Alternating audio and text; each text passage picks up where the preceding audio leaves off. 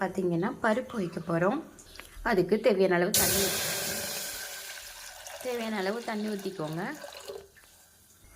நான் பார்த்தீங்கன்னா ஒரு டம்ளர் இல்லைன்னா 3/4 டம்ளர் பருப்பு எடுத்திருக்கேன். பாசிப்பருப்பு.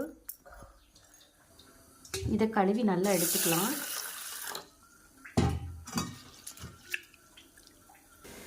பார்த்தீங்கன்னா பருப்பு நல்லா கழுவிட்டு இப்போ பார்த்தீங்கன்னா தண்ணி நல்லா கொதிக்குது, போட்டுருவோம்.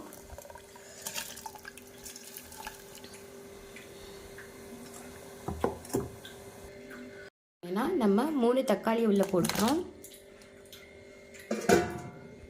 அப்புறம் சின்ன வெங்காயம் ஒரு 5-6 போட்டிருக்கேன், குறுக்க கட் பண்ணி. அப்புறம் கருவேப்பிலை போட்டுக்கோங்க. பருப்புக்கு முக்கியமாக பெருங்காயம் போடணும். அப்புறம் மஞ்சள் தூள்.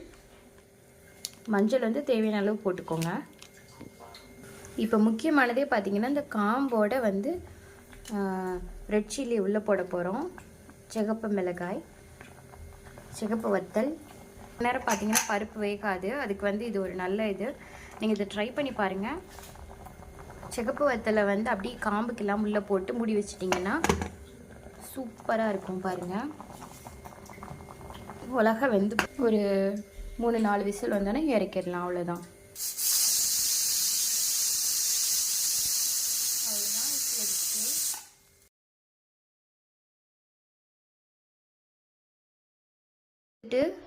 ஓப்பன் பண்ண போகிறோம். இங்கே பாருங்கள் எவ்வளோ சூப்பராக வெந்திருக்குன்னு. இதே பருப்பு எனக்கு 2 நாளைக்கு முன்னாடி சுத்தமாக வேகாமல் இருந்துச்சு. அப்போ தான் ஒரு டிப்ஸை பார்த்தீங்கன்னா இந்த ரெட் சில்லி இருக்குல்ல, இதை காம்போடு உள்ளே போட்டால் போதும். கரெக்டாக 4-5 விசிலில் சூப்பராக வெந்துருச்சு. 3 விசிலில் கூட செம்ம சூப்பராக வெந்துருச்சு. உங்களுக்கு தெரியுதா பருப்பு வெந்திருக்கிறது? இதை தாளித்து ஊற்றி போட்டிங்கன்னா போதுங்க, செம்ம சூப்பராக. உங்களுக்கு எந்த பருப்பு வேகலைனாலும் சரி, துவரம் பருப்பு, பாசிப்பருப்பு வேகலைன்னா இந்த இதை ட்ரை பண்ணி பாருங்கள். இப்போல்லாம் வர பருப்பு வேகவே மாட்டேங்கேன்னு தெரில, காரணம் தெரில. ஸோ இதை ட்ரை பண்ணி பாருங்கள். ரெட் சில்லியை காம்போட போட்டு மூடி வச்சுட்டு ட்ரை பண்ணி பாருங்கள். உப்பு போடக்கூடாது, கட்டாயமாக உப்பு போடக்கூடாது. இப்போ நான் தாளித்து ஊற்ற போகிறேன். நல்லா எண்ணெய் சுடாதுன்னு கடுகு, கருவேப்பிலை எல்லாம் போட்டு ரெட் சில்லியும் போட்டேன் தாளிக்கிறதுக்கு.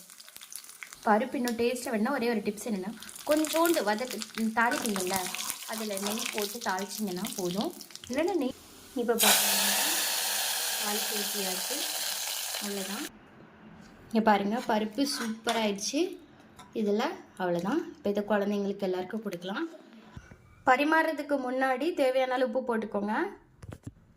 நான் சாப்பாட்டுக்குமே உப்பு இல்லாமல் தான் சமைப்பேன்.